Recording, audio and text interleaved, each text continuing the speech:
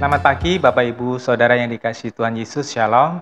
Dalam rentang waktu 32 tahun saya melayani Tuhan, pada waktu itu saya memulainya dengan usia yang masih sangat muda. Tuhan menaruh kepada hati saya satu belas kasihan kepada jiwa-jiwa yang terhilang, dan pada waktu itu saya sudah memiliki satu kesadaran bahwa jiwa-jiwa itu berharga di mata Tuhan, dan jika mereka tidak mengenal Injil Tuhan, mereka akan binasa selama-lamanya di api yang kekal. Itu sebabnya dari waktu saya muda itu sampai hari ini saya terus dikuatkan oleh Tuhan dan terus berkobar-kobar hati saya untuk menolong orang lain mengenal kehendak Bapa dan mereka diselamatkan. Nah, dalam 32 tahun ini, Tuhan mengizinkan saya masuk di dalam dunia pelayanan eksorsisme atau pelayanan pelepasan dari kuasa-kuasa roh jahat yang mengikat seseorang, dan juga Tuhan memberikan pengalaman-pengalaman karismatik lainnya seperti kesembuhan ilahi. Namun yang paling menarik bagi saya adalah ketika saya dipakai Tuhan untuk menolong orang lain memahami bagaimana roh jahat dapat mengelabui orang dan membunuh hati nurani mereka. Kenapa? Karena sekalipun orang mengalami mujizat kesembuhan, mengalami kemakmuran ekonomi, bahkan mendapat karunia-karunia roh yang luar biasa, misalnya penglihatan-penglihatan, bahasa roh, mujizat. Tetapi jika seseorang masih terikat jiwanya oleh roh-roh jahat, maka segala pemberian Allah tadi itu bisa mubazir atau sia-sia. Tetapi malangnya banyak orang Kristen tidak menyadari bahwa ia masih terikat oleh si jahat. Nah, saudara, kita lihat di dalam Yohanes pasal 13 ayat 1, 2, dan 27. Di dalam terjemahan ayat itu saya bacakan. Sebelum hari raya Paskah, Yesus tahu bahwa saatnya telah tiba bahwa ia akan meninggalkan dunia ini kepada Bapa. Setelah mengasihi kepunyaannya sendiri di dunia, ia mengasihi mereka sampai akhir. Selama makan malam berlangsung, setan telah memasukkan dalam hati Yudas Iskariot anak Simon untuk mengkhianati Yesus. Ayat 27, dan setelah Yudas menerima potongan roti itu, iblis merasukinya. Karena itu, Yesus berkata kepadanya, apa yang akan kau perbuat, lakukanlah segera. Bapak Ibu yang dikasihi Tuhan Yesus, kejadian yang saya baca tadi adalah kejadian perjamuan kudus yang pertama. Perjamuan kudus yang dikenal oleh gereja pada waktu itu yang pertama kali antara Tuhan sendiri langsung bersama dengan para rasul. Nah, di dalam ayat yang kedua ada kata dalam terjemahan AYT memasukkan, iblis memasukkan dalam pikiran Yudas Iskariot. Sedangkan di LAITB itu menggunakan kata membisikkan. Nah, kedua kata memasukkan atau membisikkan itu diambil dari kata beblekotos. Beblekotos mempunyai arti to arise atau membangkitkan, to cast out atau membuang, to throw down, melempar, dan to pour atau menyiram. Jadi jika LAITB menggunakan istilah membisikkan untuk terjemahan beblekotos tadi, itu menunjukkan usaha keras iblis untuk memasukkan ide-idenya ke dalam pikiran Yudas Iskariot. Iblis berusaha untuk menyirami tabiat dosa Yudas Iskariot supaya semakin berkembang liar dan membangkitkan keserakahan Yudas sehingga makin ganas dan makin tidak terkendali. Kenapa? Karena supaya Yudas mengira bahwa strategi liciknya untuk menjebak Yesus akan memberi keuntungan materi yang besar. Saudara, Yudas mengkhianati Tuhan Yesus itu ada trik, ada rencana yang besar buat dia. Karena bangsa Israel pada waktu itu menginginkan seorang Mesias yang dapat membebaskan mereka, memerdekakan mereka dari penjajahan Romawi. Selama 500 tahun, orang-orang Israel sejak kejatuhan kerajaan Yehuda pada 500 tahun sebelum Masehi, pada waktu raja yang terakhir Yehuda yaitu Sedekia. Nah, sejak saat itu Israel dijajah berturut-turut oleh 4 bangsa. Pertama bangsa Babel, kedua Media Persia, ketiga Yunani di bawah pimpinan oleh Alexander Agung, terus kemudian dan terakhir adalah Romawi. Nah, wajar sekali bangsa Israel merindukan pemimpin.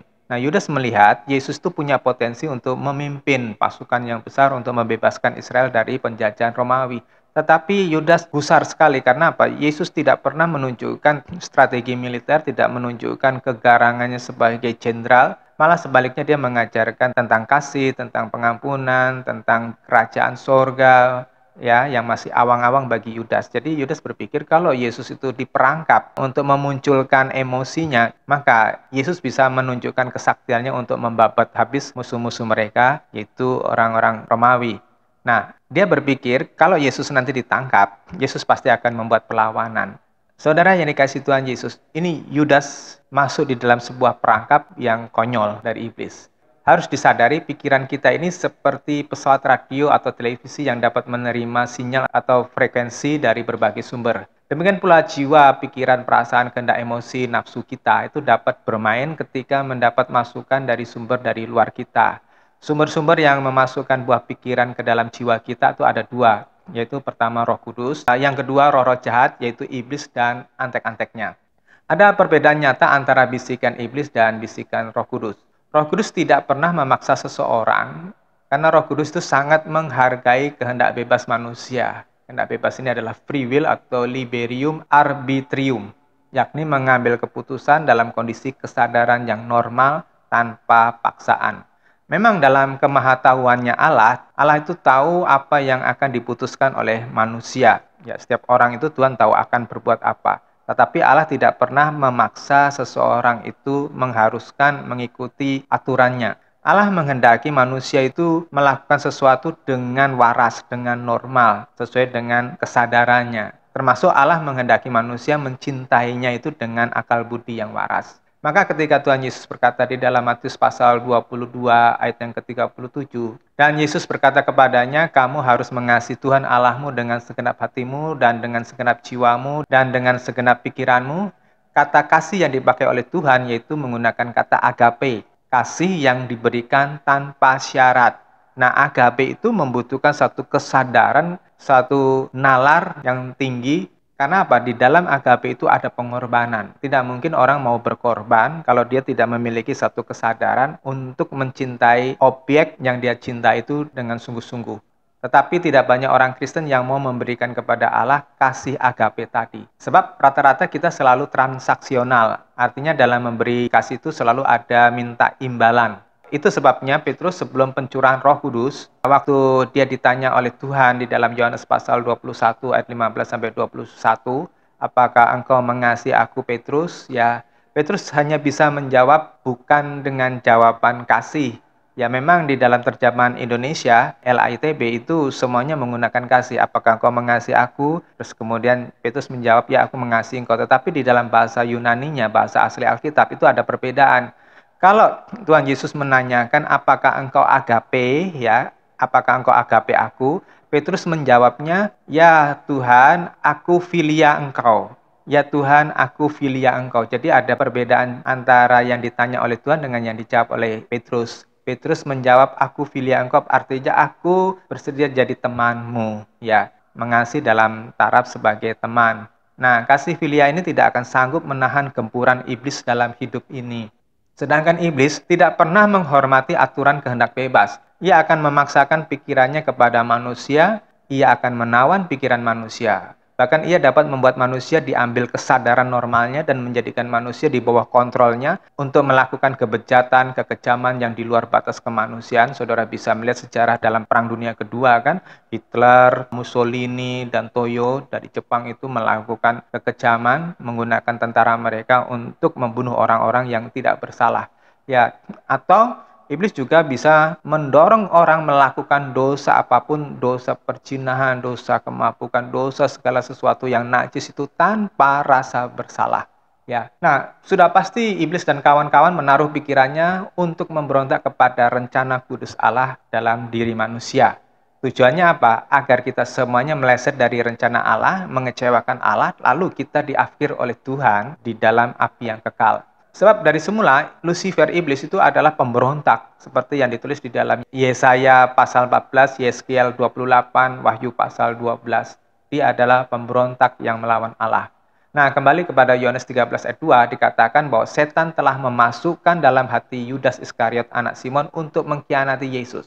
Saudara, setan iblis ini memasukkan atau membisikkan atau beblekotos tadi, memasukkan idenya agar Yudas mau mengkhianati Tuhan Yesus. Nah, ini ada hal yang menarik di sini. Jika iblis tahu bahwa dengan kematian Tuhan Yesus terjadi penebusan dosa manusia dan penyelamatan jiwa manusia, mengapa ia berusaha membunuh Tuhan Yesus? Tentu jawabannya dia tidak tahu.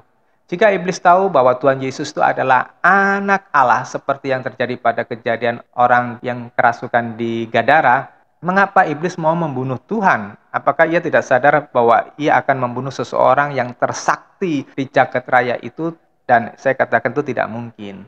Semakin Anda kritis terhadap fakta-fakta ini, Anda akan dibuat kagum kepada cara Tuhan bekerja, dan kalau saudara sadar itu, Anda mestinya tidak boleh main-main dengan urusan Tuhan. Iblis tidak pernah tahu misi sebenarnya Tuhan Yesus, bahwa melalui kematian Tuhan akan ada penebusan. Karena iblis tidak pernah menyadari bahwa hukuman kekal hanya berlaku untuk jiwa-jiwa yang berdosa, seperti yang diungkapkan di dalam Roma 6 ayat yang ke-23a.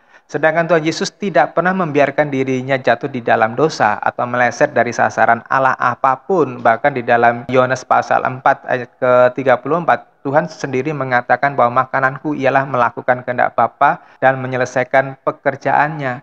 Ya, di waktu Tuhan Yesus di Getsemani, Tuhan berkata, "Jikalau boleh cawan ini berlalu, tetapi biarlah kehendakmu saja yang jadi ya Bapa." Saudara, itu bisa menunjukkan bahwa Tuhan Yesus tidak pernah membiarkan dirinya meleset dari keinginan Bapa. Jadi dia tidak berdosa. Nah, ketika iblis itu membunuh Tuhan Yesus, maka yang terjadi adalah kehancuran dia, kehancuran kerajaannya. Karena dengan iblis membunuh Yesus yang tidak berdosa, maka permainan kemudian ada di tangan Tuhan Yesus. Setiap orang yang datang kepada Yesus itu merupakan hak Tuhan Yesus. Iblis juga tidak mengerti benar maksud anak Allah yang sebenarnya. Dalam pandangan iblis, Yesus memang benar-benar manusia yang berdaging, tetapi iblis tidak bisa masuk di dalam pikiran Yesus. Ya. Dan hal ini berbeda dengan kita, di mana iblis bisa leluasa keluar masuk di dalam pikiran kita, karena kita ini tunduk dalam naluri dosa. Sehingga dalam kebingungannya, iblis dan kerajaan kegelapannya itu bingung bagaimana memperlakukan Yesus ini. Ya, membunuh atau tidak membunuh. Tetapi akhirnya mereka memutuskan membunuh Yesus karena mereka berpikir bahwa dengan membunuh Yesus masalah sudah selesai. Dan orang yang dipakai untuk mengkhianati Tuhan adalah orang-orang yang memiliki potensi untuk dipakai mereka. Maksudnya roh-roh jahat tadi, yaitu orang-orang Farisi, para imam Yahudi, tentara Romawi, dan tentu Yudas Iskariot.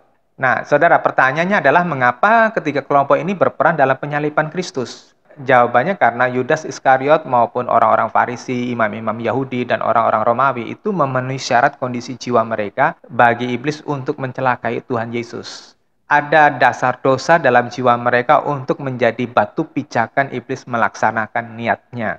Nah, dari pelajaran pengkhianatan Yudas Iskariot tadi, kita bisa belajar, satu, Yudas tidak pernah membereskan dirinya dari cinta akan dunia, yaitu cinta uang. Terus yang kedua, Yudas tidak sungguh-sungguh menyerahkan hidupnya buat Tuhan. Sekalipun ia 3,5 tahun belajar dari guru agungnya dan melihat tanda-tanda ajaib di dalam Matius 10 ayat yang ke-1, Yudas itu diutus oleh Tuhan Yesus dan saya yakin dia juga memperform mujizat-mujizat yang luar biasa sampai dia terkagum-kagum begitu ya. Tetapi dia nggak pernah belajar mengapa Yesus bisa melakukan seperti itu, mengapa mereka juga bisa mendapatkan kuasa mujizat itu. Dia nggak pernah belajar, dia tidak pernah menyadari siapa Tuhan Yesus. Yang ada dalam pikirannya adalah bagaimana dia memanfaatkan Tuhan, bagaimana dia bisa mengeruk keuntungan. Terus yang ketiga, ia hanya mau memanfaatkan Tuhan buat kepentingan dirinya sendiri. Dia tidak peduli jiwa-jiwa yang mau masuk neraka apa tidak. Dia tidak peduli Tuhannya itu disenangkan apa tidak. Yang penting kantongnya penuh, yang penting hatinya puas. Nah, dewasa ini pengajaran Kristen itu udah melenceng jauh dari kehendak Bapa.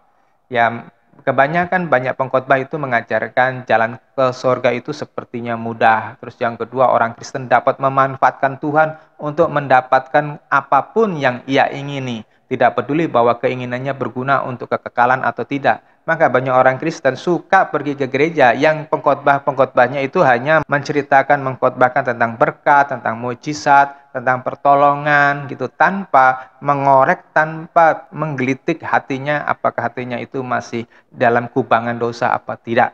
Terus yang ketiga, banyak orang berkhotbah tentang keselamatan seseorang itu sudah ditentukan sejak semula.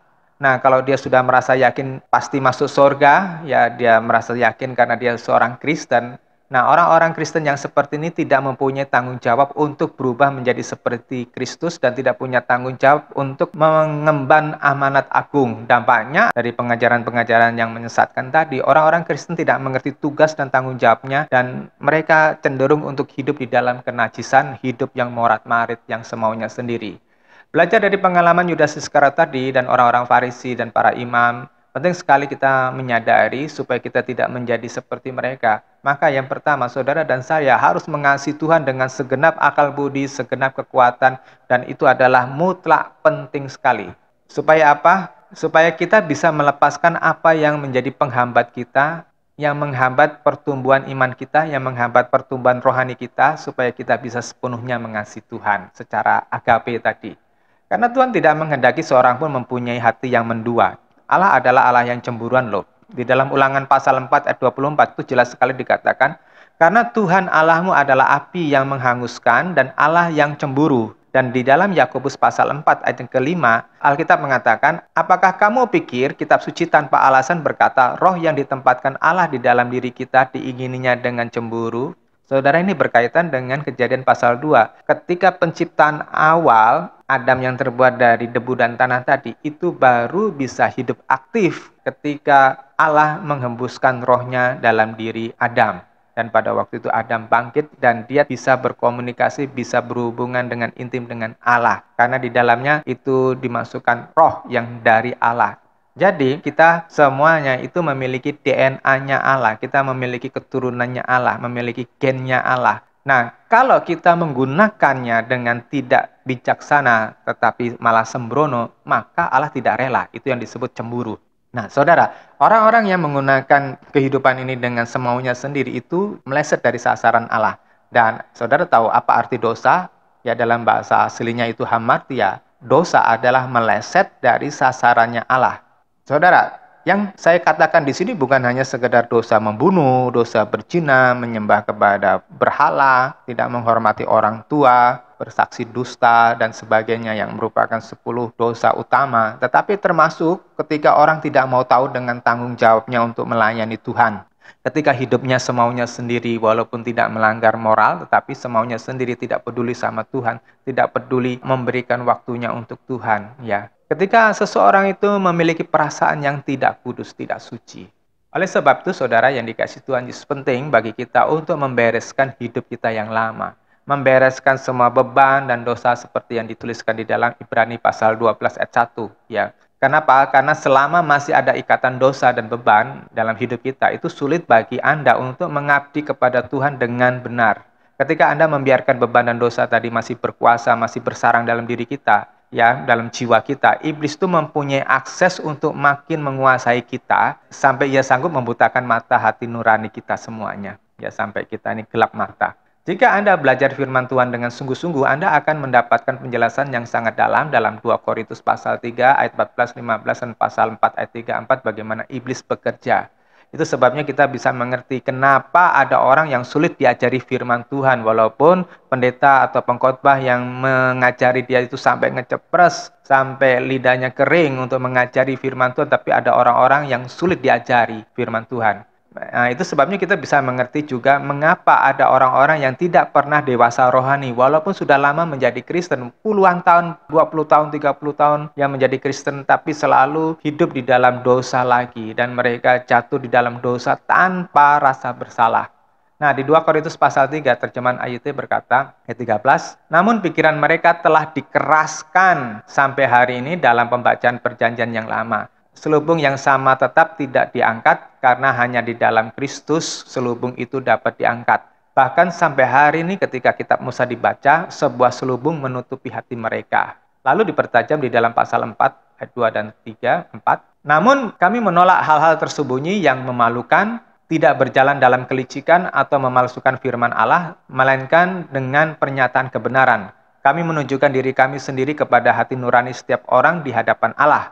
Bahkan jika Injil kami masih tertutup juga, Injil itu tertutup untuk mereka yang akan binasa. Yang diantaranya, ilah dunia ini telah membutakan pikiran mereka yang tidak percaya sehingga mereka tidak dapat melihat terang kemuliaan Injil Kristus yang adalah gambarnya Allah. Nah, saudara, saya mau ajak saudara melihat hubungan antara anatomi otak kita dengan cara kerja iblis, bagaimana ia menguasai pikiran manusia. Secara biologis dalam ilmu klasifikasi makhluk hidup, manusia itu dimasukkan dalam kelompok monyet ya, atau kera, atau primata. Tetapi kita ini seperti yang saya sampaikan di dalam Kejadian pasal 2, Tuhan itu memberikan kelebihan kepada manusia dibanding dengan primata yang lainnya. Yaitu apa? Tuhan memberikan rohnya kepada kita, kepada manusia. Dan ini membuat kita mengerti hatinya Sang Pencipta. Dan ini membuat Adam dan Hawa pada waktu penciptaan awal itu mengerti hatinya Bapa. Saya tidak tahu berapa umur Adam dan Hawa ketika dia di dalam Taman Eden sebelum kejatuhan dosa di dalam pasal ketiga. Ya, saya tidak tahu berapa lama, tapi saya pikir dia pasti memiliki umur yang cukup panjang, bisa jadi jutaan tahun ya. Dan itu memiliki hubungan yang intim dengan Tuhan. Saudara, namun sejak kejadian pasal 3, manusia jatuh di dalam dosa dan hati manusia tercemar dan makin jahat sampai pada puncaknya kejadian pasal yang ke-6. Roh Kudus meninggalkan manusia. Sekalipun begitu, sebetulnya manusia masih memiliki naluri moral, masih memiliki etika, ya, yang tertanam dalam hatinya selama berabad-abad, selama ratusan tahun bersama dengan Roh Kudus, ya. Nah, ketika Roh Kudus sudah meninggalkan hati manusia, disitulah masalah mulai terjadi. Iblis dapat leluasa masuk dan mengendalikan pikiran manusia. Mereka dapat membuat naluri moral kita menjadi tidak berfungsi dengan baik. Manusia memang memiliki kehendak bebas atau free will, ya, liberum arbitrium. Tetapi di bawah pengaruh iblis, manusia tidak bisa memutuskan sendiri untuk mendekat kepada Tuhan dengan bebas. Tempat mengolah kehendak atau keinginan dan menjadikan keputusan ya ada di dalam otak bagian depan kita yang disebut PFC atau prefrontal cortex. Ya, ini gambarnya seperti ini. Yang ada di dalam otak bagian depan ya, di belakang jidat kita ini. Sedangkan yang mengendalikan emosi, perasaan, termasuk rasa takut, rasa cinta, rasa khawatir, dan lain-lain adalah sistem limbik di bagian tengah otak, di bagian dalamnya. Nah, sistem limbik ini terdiri dari 4 bagian otak. Ya, ini gambarnya seperti ini. Bagi orang yang tidak mengerti alam spiritual, maka jika ada orang yang tidak bermoral atau orang yang mengalami disorder atau kelainan jiwa, mereka berpikir bahwa masalah itu hanya masalah pendidikan moral yang tidak sampai kepada yang bersangkutan, atau masalah pergaulan bebas, atau masalah syaraf semata. Ya, tetapi saya melihat lebih dalam hal ini ya, bahwa ada kaitan antara masalah biologis otak tersebut dengan campur tangan alam roh. Dari pengalaman 32 tahun saya melayani Tuhan dan jemaatnya, ada anak-anak atau orang muda yang pada dasarnya, pada mulanya itu sebetulnya baik. Tetapi ketika mereka salah asuhan atau salah bergaul dengan orang-orang yang keliru, misalnya teman yang rusak, orang tua yang tidak mendidik di dalam kebenaran, atau diajari oleh guru-guru atau tokoh agama yang palsu dalam tanda petik dan mengajar yang sesat, yang tidak benar ya, atau mereka mengkonsumsi makanan, minuman yang beracun atau bahan-bahan kimia yang merusak otak dan menikmati tayangan-tayangan yang tidak baik, tayangan-tayangan yang penuh dengan kekerasan atau gambar-gambar yang seronok ya, atau mereka terlibat dengan dunia okultisme, dunia sihir dan segala kebiasaan dosa atau kehidupan yang najis. Juga mereka terlanjur hidup bermewah-mewahan, glamor, borjuis, dan tidak peduli kepada Tuhan. Saya melihat orang-orang seperti ini memang tampaknya itu normal, tetapi jauh di dalam hati mereka ada sesuatu yang merusak, ada sesuatu yang mencengkram dan membuat kemampuan otak mereka itu menjadi tumpul. Ya, saya mendapati orang-orang yang seperti itu dapat berubah 180 derajat ya, dari kehidupan yang semula baik, yang dekat sama Tuhan, tetapi kemudian berubah menjadi kebiasaan karakter yang bertentangan dengan kekudusan Allah. Karena mereka telah terbuka atau membuka diri terhadap serangan roh jahat dan pikiran mereka benar-benar berubah. Pikiran mereka benar-benar dijajah. Orang-orang pada kondisi seperti ini tidak lagi punya rasa takut akan Allah. Dan rata-rata mereka sulit kembali kepada standarnya Allah yang kudus dan kasih mula-mula. Mereka itu jarang sekali yang bisa survive atau selamat ya, bisa pulih lagi itu jarang. Pengalaman saya, orang-orang ini kebanyakan menjadi keras hatinya, sulit dididik dan cenderung jatuh di dalam dosa yang lama atau kubangan lama atau muntahan yang lama. Nah, saudara, semakin tua jika orang tersebut tidak diajar dengan benar dan tidak ada kemauan berubah, biasanya ia makin keras dan makin sulit berubah.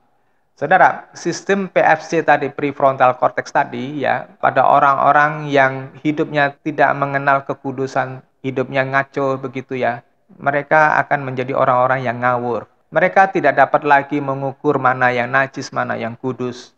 Misalnya soal perselingkuhan, tontonan pornografi, perjudian, pergaulan bebas. Itu mereka tidak bisa mengukur lagi, oh ini satu hal yang tidak bagus ya, oh ini tidak patut lah, itu mereka tidak bisa berpikir lagi. Yang penting bagi mereka adalah enjoy, happy ya. Terus mereka tidak punya lagi belas kasihan ilahi, yang ada adalah kemunafikan dan menutupi dosa dengan dusta. Maksudnya tidak punya belas kasihan adalah mereka tidak peduli kepada jiwa-jiwa yang terhilang. Orang-orang yang tertutup akal budinya ini itu tidak dapat membedakan mana guru-guru palsu dengan nabi yang asli. Contohnya yang jelas itu adalah ketika orang Israel salah mengidentifikasi nabi palsu Hananya pada zaman Sedekia. Padahal di sebelahnya ada nabi yang sejati yaitu Yeremia. Saudara bisa baca di dalam Yeremia pasal 28. Atau di zaman Ahab, waktu hendak merebut Ramot Gilead bersama dengan besannya yaitu Raja Yosafat. Raja Ahab itu adalah Raja Samaria, Israel Utara, dan Yosafat itu adalah Raja Yehuda. Ahab lebih mendengar kata-kata dari 400 nabi palsunya daripada mendengar Mika bin Yimla, nabi yang sebetulnya itu adalah utusan Tuhan yang asli. Nah, saudara, demikian juga banyak orang Kristen hanya mau mendengarkan khotbah yang menyenangkan hatinya, yang menyenangkan telinganya daripada khotbah-khotbah yang keras yang menuntut kehidupan kudus dan panggilan Allah.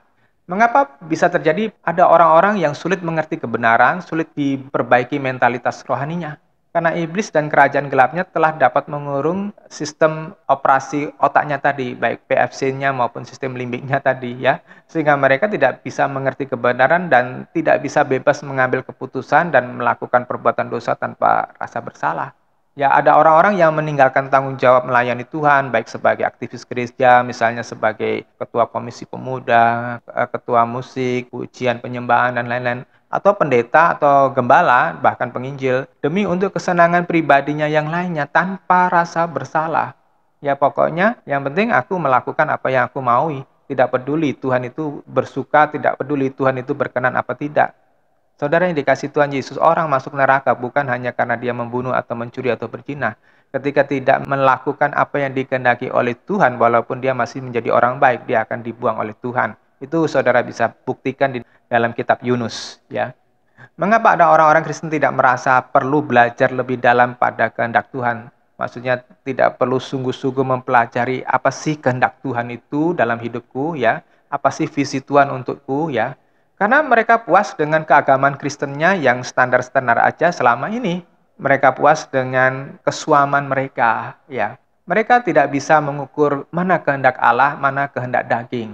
Nah, berbicara tentang kehendak Allah, tadi saya katakan tidak sekedar melakukan perbuatan yang baik atau menghindari perbuatan yang jahat. Bukan sekedar saudara tidak mencuri, bukan sekedar saudara tidak membunuh, ya. Kehendak Allah itu lebih dalam nilainya. Misalnya apa? Soal pemanfaatan waktu Anda, soal pemanfaatan uang Anda, juga tanggapan terhadap panggilan melayani. Saudara, ini hal-hal yang sederhana, tetapi ketika saudara meleset, itu saudara sudah berada di posisi di luar kehendak Allah.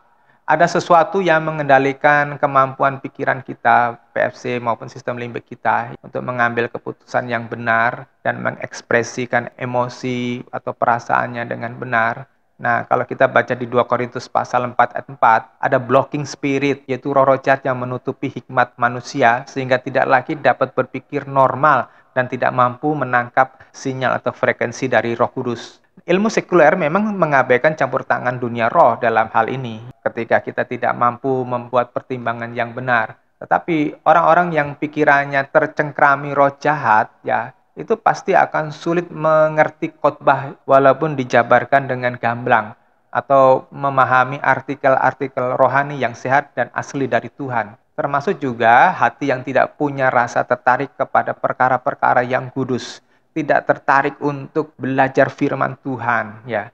Jika Anda menyadari ada satu ciri-ciri ini ya yang saya tadi sudah jabarkan panjang, ya saya nasihatkan rendahkan hatimu dan minta untuk dilepaskan dari ikatan ini kepada Tuhan, ya.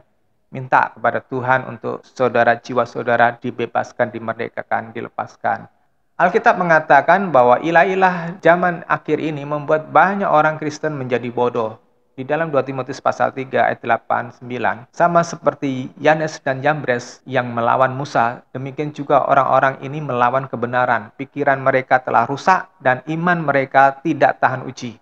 Akan tetapi mereka tidak bisa lebih jauh lagi karena kebodohan mereka akan nyata bagi setiap orang, sama seperti kedua orang itu. Nah, ayat 8 dikatakan pikiran mereka telah rusak. Kata rusak berasal dari kata katetarmenoi, artinya being depraved, being destroyed, utterly perish, artinya benar-benar sudah dirusak, ya. Tentu ini bukan sekedar rusak karena bahan kimia atau bakteri atau virus, tetapi mereka telah teracuni oleh konsep dunia. Ya, mereka sudah terlanjur dipesona oleh keinginan dunia. Nah, maka Tuhan Yesus mengingatkan supaya kita ini berhati-hati dengan ragi orang Farisi dan Saduki. Ragi ini berbicara sesuatu yang bisa mencemarkan, ya, sesuatu yang bisa mempengaruhi yang baik menjadi yang buruk.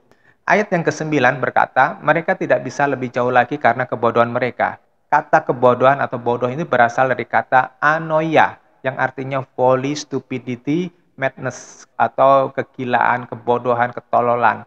Kebodohan ini tentu bukan karena keterbelakangan mental seperti pada anak-anak yang idiot, ya, tetapi pekerjaan roh jahat yang menanam cinta akan dunia melebihi cinta kepada Tuhan itu sudah menguasai, dan seperti 2 Korintus pasal 4 ayat 4 tadi itu mengendalikan, ya, dibutakan, ya, ditutupi seperti kata di dalam tempurung lah gitu.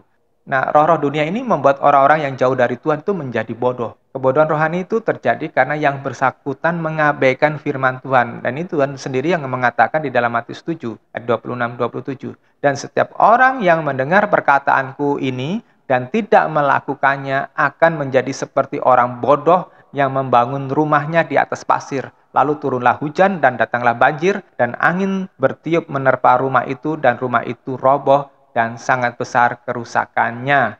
Orang bodoh di dalam Matius 7 ini berasal dari kata moro atau morosia yang artinya dul atau tumpul. Ya, saudara, pisau kalau tumpul tuh nggak bisa untuk motong dengan baik.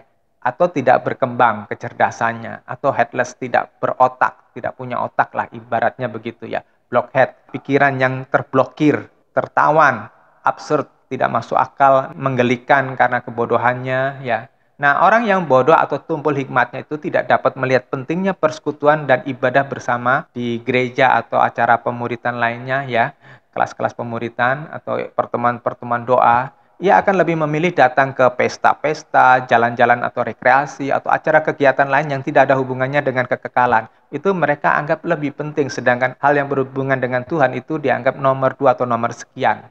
Berikutnya adalah tidak bisa memilih pengajar yang baik dan yang palsu. Karena kedua jenis pengajar tadi di gereja, ya, mengajar di gereja itu sama-sama memakai nama Yesus, sama-sama memegang ayat. Lantas jemaat yang tidak memiliki kebijaksanaan tadi alias yang bodoh dan tumpul hikmatnya tadi itu berpikir mereka sama saja. Jadi mereka tidak bisa memilih mana pengkhotbah yang berbicara atas nama Allah dengan jujur, dengan tulus, dan mana pengkhotbah yang sebetulnya adalah memberitakan berita palsu. Orang yang bodoh dan tumpul ini bisa jadi adalah orang-orang muda Kristen yang tidak menghargai kesucian, ya, bahwa kesucian itu lebih berharga daripada pergaulan bebas, atau pria dan wanita yang sudah berkeluarga tetapi tidak lagi menghargai kesetiaan ikatan perkawinan tetapi saling berselingkuh, ya. Orang-orang yang bodoh ini adalah orang-orang yang menghargai kemewahan, harta, dan kesenangan duniawi itu lebih berharga daripada hidup bersama dengan Tuhan. Yang jelas, orang-orang yang telah dibutakan oleh roh-roh jahat ini tidak menghargai nyawanya dan tidak menyadari bahwa nyawanya itu berada di ujung tanduk. Mereka tidak dapat berpikir bahwa jalan menuju kehidupan kekal itu sulit dan sempit, artinya berat dan susah jika tidak sungguh-sungguh diperjuangkan. Mereka tidak ada rasa hormat kepada Allah karena yang jadi Tuhan mereka adalah kesenangan hati mereka, adalah urusan perut ke bawah mereka. Jadi kesimpulannya, sekalipun dalam perjamuan kudus dan mereka itu bersama dengan Tuhan Yesus langsung loh ya, iblis itu dapat menyentuh Yudas Iskariot dan menguasainya ketika ia tidak bertobat. Dan pengalaman saya selama 30 tahun melayani Tuhan di tempat ini, sekalipun dalam suasana ibadah penyembahan, doa syafaat, bahkan dalam suasana yang paling karismatik sekalipun, penuh dengan bahasa roh, penglihatan, orang bisa kerasukan setan jika yang bersangkutan memelihara dosa yang tersembunyi. Nah, saudara, sekalipun iblis memang ahli membodohi pikiran manusia, namun di dalam masa anugerah ini, beruntunglah kita semuanya ya, karena kita hidup di zaman setelah Roh Kudus dicurahkan. Nah, Tuhan menyediakan anugerah secara berlimpah saat ini supaya kita dapat keluar dari kebodohan ini. Nah, anugerah itu adalah dikembalikannya roh Allah, yakni Roh Kudus, yang pada Kejadian pasal yang ke-6 itu diambil oleh Bapa dari manusia. Nah, ini dikembalikan kembali kepada kita yang percaya dalam nama Tuhan Yesus Kristus seperti yang dikatakan di dalam Yohanes pasal 1 ayat 12. Ya, sehingga kita punya kesempatan untuk diperbaiki menjadi serupa dengan Kristus ketika kita mendengarkan suara Roh Kudus, ketika kita memperhatikan firman Tuhan dan melakukannya. Pengalaman saya membuktikan bahwa orang-orang yang rendah hati, orang-orang yang mau melembutkan hati itu dapat berubah kok. Walaupun dia memiliki masa lalu yang kacau balau, walaupun dia memiliki karakter yang rusak-rusakan gitu. Dan mereka dipulihkan jiwanya. Saya ketemu dengan banyak orang yang dulunya hidupnya kacau waktu muda, tapi ketika ia datang kepada Tuhan dengan sungguh-sungguh, itu diubahkan menjadi pelayan-pelayan Tuhan yang luar biasa. Termasuk salah satunya adalah orang yang pernah menjadi bapak rohani saya yang sudah almarhum saat ini. Ini bukti bahwa Yohanes pasal 15 ayat 3 dan 4 itu adalah benar. Firman Tuhan katakan, "Kamu memang sudah dibersihkan karena firman yang telah kukatakan kepadamu." Ayat 4, "Tinggallah di dalam aku dan aku di dalam kamu, sama seperti ranting tidak dapat berbuah dari dirinya sendiri kecuali ia tinggal pada pokok anggur, demikian juga kamu tidak dapat berbuah kecuali kamu tinggal di dalam aku." Demikian juga di dalam Yohanes pasal 8 ayat 31-32. Kemudian Yesus berkata kepada orang-orang Yahudi yang percaya kepadanya, "Jika kamu tetap dalam firman-Ku, kamu benar-benar murid-Ku, dan kamu akan mengetahui kebenaran, dan kebenaran itu akan membebaskan kamu." Kebenaran di sini adalah Tuhan Yesus sendiri. Ketika saudara percaya kepada Tuhan Yesus dan melakukan apa yang beliau katakan kepada kita, kebenaran itu hidup di dalam hati kita, dalam pikiran kita, membersihkan semua sampah-sampah neraka yang dahulu mencengkeram kita, dan kita memiliki kebebasan atau kemerdekaan. Hanya lihatlah apa yang dikehendaki Tuhan. Hanya melihat kepada rencana Allah dalam hidupmu masing-masing. Hanya pikirkan apa yang dipikirkan Tuhan. Itu sebabnya di dalam Filipi 4 ayat ke-8, "Pikirkanlah yang kudus, pikirkanlah yang sedap didengar, pikirkanlah yang mulia, yang berasal dari Tuhan." Supaya tidak ada yang lain dalam hidup ini yang bisa mengalihkan perhatian kita selain hanya Tuhan Yesus Kristus. Saudara, mengerti apa yang dikehendaki Allah hanya dimungkinkan jika Anda mau mengalihkan prioritas hidupmu hanya untuk Tuhan. Ini tidak ada hubungannya dengan hidup asketis atau hidup membiara di tempat yang terpencil, yang kerjanya hanya berdoa, puasa, baca Alkitab, atau seorang yang full time atau aktivis gereja, atau menjadi seorang yang moralis, taat kepada standar-standar moral masyarakat. Mengerti rencana Tuhan dalam hidup Anda, cukup dengan Anda memberikan hatimu, hidupmu untuk Tuhan semata-mata seperti yang dikatakan di Galatia pasal 2 ayat yang ke-20, "Hidupku bukanlah aku lagi, tetapi Kristus yang ada di dalamku." Jadi Roh Kudus memimpinmu untuk kepentingan Kristus semata-mata, untuk melayani beliau dan memuaskan hati beliau. Juga di dalam Kolose pasal 3 ayat 1-2, untuk melihat rencana-rencana Allah, hanya melihat perkara-perkara yang ada di surga, rencana Bapa. Akan mudah Anda mengerti maksud saya jika Anda memberikan hidupmu untuk Tuhan. Karena tidak ada yang lebih menarik ketika Bapa dipuaskan oleh apa yang kita putuskan, apa yang kita katakan, apa yang kita lakukan. Buatlah Bapamu yang ada di surga, buatlah Bapa kita yang ada di surga itu tersenyum dengan apa yang kita pikirkan, apa yang kita perbuat, apa yang kita katakan. Nah, mengerti pikiran Allah memang tidak mudah. Kita butuh belajar. Kita butuh sungguh-sungguh memperhatikan firman Tuhan, mendalami firman Tuhan secara benar dan terus-menerus. Tidak ada kata lulus selama hidup ini, ya tidak ada kata lulus belajar firman Tuhan atau Alkitab selama hidup ini. Ya, Anda harus terbebas dari tabiat dosa dan ikatan-ikatan yang membebani saudara, yaitu ikatan daging, ikatan mata, dan keangkuhan hidup. Nah, khotbah minggu lalu saya sampaikan ada rencana besar Allah untuk persekutuan kita ini. Dan demi hidup Anda sendiri dan tentu keluarga masing-masing ya, untuk masa depan saudara-saudara sendiri, bersedialah untuk saya didik. Bersedialah mengikuti jalan Tuhan walaupun tampaknya terjal dan kasar dan tidak menyenangkan. Jika Anda mau membuka hati untuk dididik firman dan mulai memperhatikan petunjuk-petunjuk atau arahan yang telah saya bagikan selama ini, lalu melangkah mengikuti kegerakan Allah, saya percaya akan ada perkara yang besar yang terjadi dalam hidup ini dan dalam wilayah kita ini.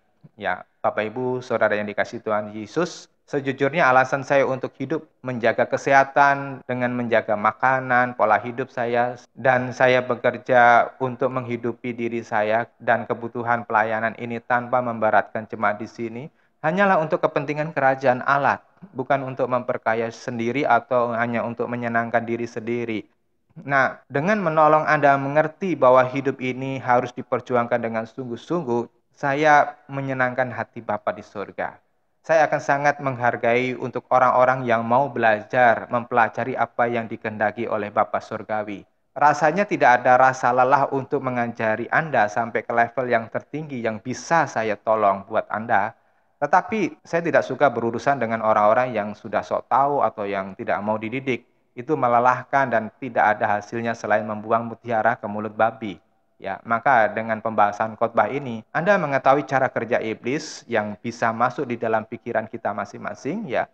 Itu sebenarnya saya mendorong saudara berjaga-jagalah selalu, berawas-awaslah selalu. Saya sangat berharap Anda sangat mempertimbangkan 3 hal berikut ini, yaitu karakter Anda, cita rasa Anda atau kebiasaan Anda, kesenangan Anda, dan pola berpikir Anda. Supaya Anda bisa menyaring apakah yang selama ini Anda pahami, yang selama ini Anda jalani itu sudah menjadi yang diingini oleh Tuhan, atau kebiasaan Anda, cara berpikir Anda, dan karakter Anda sebetulnya sudah tercemar dengan keinginan iblis. Nah, saudara yang dikasihi Tuhan Yesus, saya dorong saudara memiliki keinginan yang kuat untuk berubah, terbebas dari pengaruh kedagingan, pengaruh dari pikiran-pikiran yang palsu dari iblis tadi. Nah, dalam dunia yang semakin terbuka, semakin canggih ini, setiap kita dapat mengakses semua informasi dari luar melalui dunia maya, melalui internet. Setiap orang boleh berpikir dan berbicara apa saja sebebas-bebasnya. Maka dengan sistem dunia yang makin bebas ini, apa saja bisa masuk di dalam pikiran Anda, bisa mempengaruhi Anda. Anda harus menyadari bahwa perkataan, tulisan, atau tayangan video apapun adalah roh atau pesan roh di balik dari semuanya itu. Tadi saya katakan bahwa Tuhan Yesus telah memperingatkan kita tentang ragi orang Farisi dan Saduki. Tentu ini berbicara tentang pengajaran yang membawa ke dunia maut atau penyesatan. Ada orang berkata bahwa pengajaran saya keras dan memberi beban berat dalam hidup ini. Nah, Bapak Ibu Saudara yang dikasihi Tuhan Yesus, disinilah Anda harus memiliki kemampuan membedakan roh. Mana yang dari Roh Kudus dan mana yang dari setan dan serigala yang berbulu domba. Saudara yang dikasihi Tuhan Yesus, menurut saya apa yang dikatakan oleh firman Tuhan di Matius pasal 11 bahwa bebanku itu ringan. Menjadi pengikut Tuhan Yesus, melakukan apa yang dikehendaki Tuhan Yesus itu ringan bagi saya, ya. Misalnya saya berdoa setiap pagi sebelum subuh itu tidak ada yang berat, ya. Itu semua menyenangkan kalau kita lakukan dengan tulus. Saya memberi persembahan hidup saya memberikan harta yang saya miliki untuk pekerjaan Tuhan itu nggak berat, ya. Gampang, mudah sekali. Karena apa? Saya rela. Saya ingin menyenangkan hati Bapak. Demikian juga pasti Bapak Ibu Saudara bisa melakukan kalau hati Bapak Ibu itu tulus kepada Tuhan. Tentu tidak semua yang saudara lihat, tidak semua yang saudara dengar itu berasal dari Roh Kudus. Karena tidak semua orang yang berbicara walaupun pakai nama Tuhan Yesus itu adalah domba. Jika sebuah pengajaran itu berlawanan dari firman Tuhan, tentu salah satunya adalah serigala. Ya. Dan jika Anda merasa bahwa pengajaran yang saya bagikan itu tidak pas di hati Anda karena Anda mengikuti ajaran yang lainnya, Anda harus memutuskan apakah saya ini ragi Farisi atau serigala berbulu domba atau orang lain yang membawa ragi Farisi dan merekalah yang sebetulnya serigala berbulu domba, supaya saudara bisa berhati-hati dan saudara tidak masuk ke jurang maut yang mengerikan nantinya. Anda harus menentukan pilihan dengan sikap yang tegas karena Anda tidak bisa bersikap ACDC, artinya kiri kanan boleh gitu ya, dan menerima keduanya. Jika Anda yakin saya adalah domba asli, jika Anda yakin bahwa saya berbicara atas nama Tuhan dan membawa pesan Tuhan, saya tidak membawa ragi Farisi dan Anda sadar bahwa yang saya ajarkan itu adalah benar-benar jalan Tuhan, maka Anda tidak punya pilihan lain kecuali mendengarkan apa yang saya ajarkan bagi Anda dan teladankan melalui hidup saya. Saudara nggak punya pilihan untuk tidak melakukannya. Nah, saya berdoa supaya kiranya Anda dapat segera keluar dari wilayah yang gelap, yang mencengkram saudara, dan mendapat pencerahan dari Roh Kudus. Tuhan Yesus memberkati saudara. Amin.